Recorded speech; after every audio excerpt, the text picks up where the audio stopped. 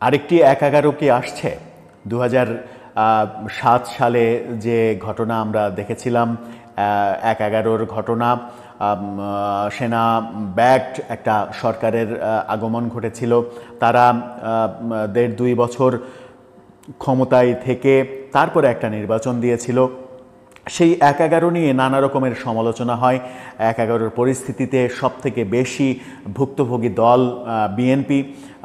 যদিও তার আগে তারা ক্ষমতায় ছিল, তাদের তত্ত্বাবধায়ক সরকার নিয়ে নানা রকমের কাণ্ডকারখানার জন্যই এই পরিস্থিতিগুলো তৈরি হয়েছিল। সেই দায়টা রাজনৈতিকভাবে বিএনপিরই ছিল, কিন্তু সবথেকে বেশি সাফারার তারাই।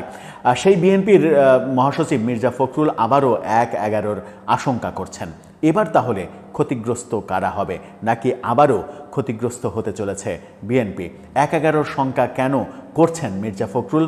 কি পরিস্থিতি তৈরি হলো? সার্বিক রাজনৈতিক পরিস্থিতি যেদিকে যাচ্ছে, তাতে কি সত্যিই মনে হয় যে ১/১১ আর একবার আসছে?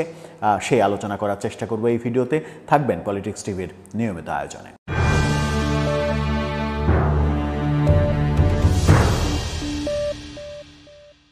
দর্শক, পলিটিক্স টিভি নিয়মিত ভিডিওগুলো স্পন্সর করছে প্রজাপতি.tv, নতুন ওটিটি প্ল্যাটফর্ম। আপনারা চাইলে ইউটিউবে, ফেসবুকে, ইনস্টাগ্রামে, টিকটকে দেখে নিতে পারেন।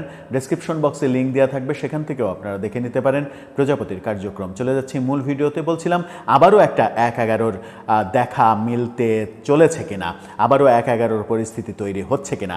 যখন সারা দেশের আইনশৃঙ্খলা পরিস্থিতি নিয়ে উদ্বেগ জানাচ্ছে সারা দেশের মানুষ, যখন মবতন্ত্র একেবারে প্রতিষ্ঠিত হয়েছে, যখন চাঁদাবাজি একেবারে প্রাতিষ্ঠানিক রূপ নিয়েছে, একটা প্রফেশনাল রূপ নিয়েছে, এমন মানে ক্ষমতা আছে কিংবা গ্রিপের মধ্যে আছে এমন কোনো দল নেই যারা চাঁদাবাজিতে লিপ্ত হচ্ছে না। নতুন রাজনৈতিক দল এনসিপি পর্যন্ত চাঁদাবাজির মহোৎসবে মেতে উঠেছে।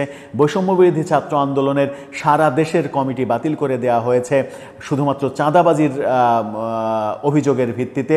সেরকম পরিস্থিতিতে দেশের আইনশৃঙ্খলা পরিস্থিতি সব মিলে কোনো কিছুই সরকারের নিয়ন্ত্রণে যখন নেই, তখন জুলাইয়ের শেষে এসে আগস্টের শুরুতে, যে ৫ আগস্ট গত বছর সরকার পতন হয়েছিল, সেরকম বর্ষপূর্তির সময় এসে নতুন করে আশঙ্কা তৈরি হচ্ছে যে রাজনৈতিক পরিস্থিতি আবার ঘোলাটে অবস্থার মধ্যে যাচ্ছে। ২০০৭-এও কিন্তু রাজনৈতিক পরিস্থিতি ঘোলাটে অবস্থার দিকে যাওয়ার কারণেই ১/১১-র জন্ম নিয়েছিল। এই যে আজকে থেকেই শাহবাগে অবরোধ শুরু হয়েছে, শাহবাগ আটকে দেওয়া হয়েছে, ৫০-১০০ জন জুলাই যোদ্ধার পরিচয়ে বাঁশ বেঁধে শাহবাগের রাস্তা বন্ধ করে দিয়েছে। নগরবাসী নাকানি চোবানি খাচ্ছে রাস্তায় বের হয়ে। ৩ তারিখে শহীদ মিনারে আয়োজন করা হয়েছে এনসিপির, একই দিন ছাত্রদলের আয়োজন শাহবাগে, আবারও সেদিন শাহবাগ আটকে থাকবে।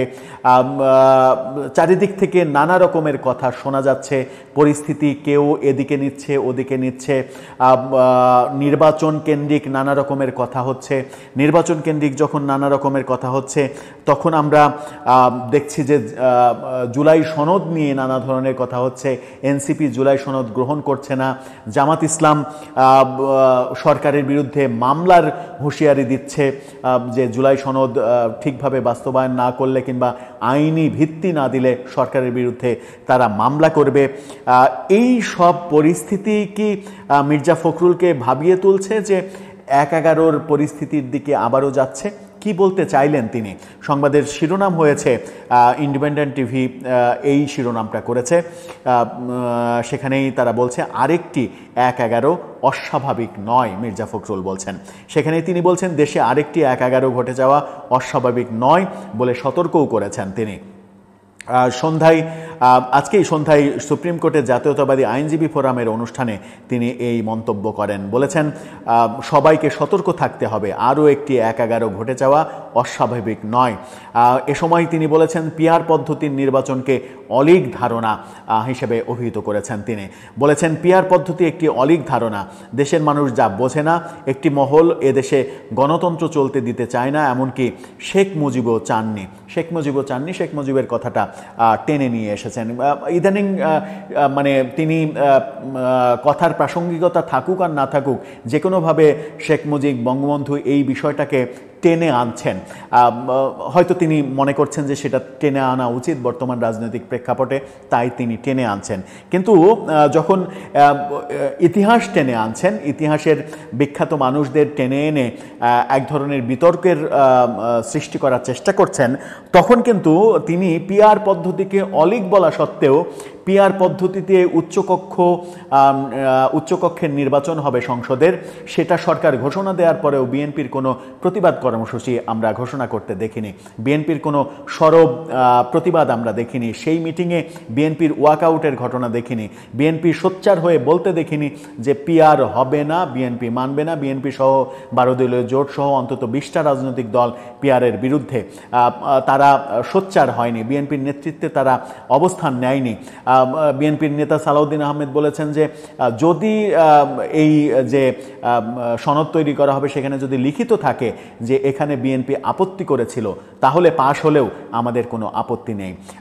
এই যে মানে এক ধরনের ক্লিব রাজনীতি, এই রাজনীতি যখন নিজেরাই করছেন, তখন 1-11 ঘটনা ঘটে যাবে, এই দায়টা অন্যদের উপরে চাপানো কতটা ঠিক হচ্ছে? যখন বিএনপিকে সব কিছুতেই, সরকারের সব ইস্যুতেই এক ধরনের নতজানু নীতি অবলম্বন করতে দেখা যাচ্ছে, এনসিপির চাওয়া অনুযায়ী বিএনপিকে প্রায় সবগুলোতেই একমত হতে দেখা যাচ্ছে, তখন কি বিএনপি অন্যের উপরে দোষ চাপাতে পারে? সেই প্রসঙ্গটাও আসছে।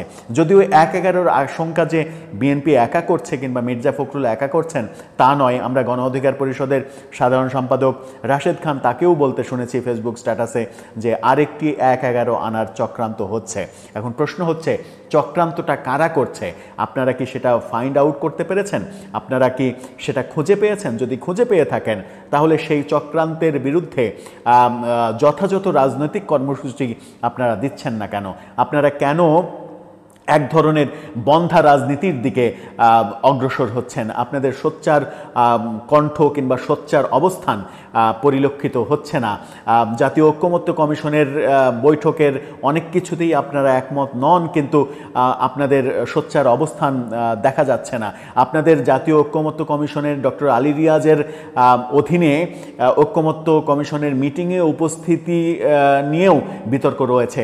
অনেকে বলেন যে বিএনপি যদি স্মার্ট রাজনীতি করত, বিএনপি যদি শক্তিশালী রাজনীতি করত, তাহলে আলী রিয়াজের সভাপতিত্বে মিটিংয়ে উপস্থিত হতো না, কারণ ডক্টর আলী রিয়াজকে নিয়ে বিতর্ক তো রয়েছে, বিতর্ক এখনও চলছে। তিনি বিদেশি নাগরিক, বাংলাদেশের সংবিধান, বাংলাদেশের পরবর্তী নির্বাচন, সংসদ, সংস্কার, এগুলো নিয়ে তিনি প্রধান মাতবরি করবেন। তার আন্ডারে আন্ডা বাচ্চার মতো বিএনপির মতো বড় দলগুলো অংশগ্রহণ করবে। এটা বিএনপির স্মার্ট রাজনীতি হতে পারে না বলেও অনেকে সমালোচনা করছেন। কিন্তু যত সমালোচনাই থাক, বিএনপি তো ভালো বোঝে তাদের রাজনীতি নিশ্চয়ই তারা কল্যাণের জন্য, তাদের কল্যাণের জন্যই, তাদের রাজনীতির কল্যাণের জন্যই সমস্ত সিদ্ধান্ত নিচ্ছে। নতজানুর নীতির কথা যেটা বলছি, সেটাও হয়তো তারা ভাবছে যে এই পদ্ধতি অনুসরণ করলেই তাদের রাজনৈতিক মঙ্গল। সেটা তাদের ভাবনা তাদের কাছে। কিন্তু সত্যিই যদি তাদের এই নতজানু নীতির কারণে পরিস্থিতি পাল্টে যায় এবং আগস্টের প্রথম সপ্তাহে রাজনৈতিক পরিস্থিতি উত্তপ্ত হয়, সেখানে কিন্তু ওই দায় দেওয়ার অপশন থাকবে না যে পতিত আওয়ামী লীগ এসে পরিস্থিতি ঘোলাটে করেছে কিংবা উত্তপ্ত করেছে। সেরকম কিছু হওয়ার আশঙ্কা বোধহয় নেই। এই আওয়ামী লীগ বাদ দিয়েই যারা রয়েছে তারাই নতুন একটা পরিস্থিতির দিকে রাজনীতিকে নিয়ে যাবে। সেই পরিস্থিতি রাজনৈতিক দলগুলো সত্যিকার অর্থে মোকাবেলা করতে পারবে কিনা সে ব্যাপারে যথেষ্ট সন্দেহ রয়েছে। দর্শক, আপনার কি মনে হয়, সত্যিই কি আমরা অন্যরকম পরিস্থিতির দিকে যাচ্ছি? সত্যিই কি আর একটা 1-11 সরকার দেখতে চলেছি আমরা? আপনার মতামত জানিয়ে লিখতে পারেন।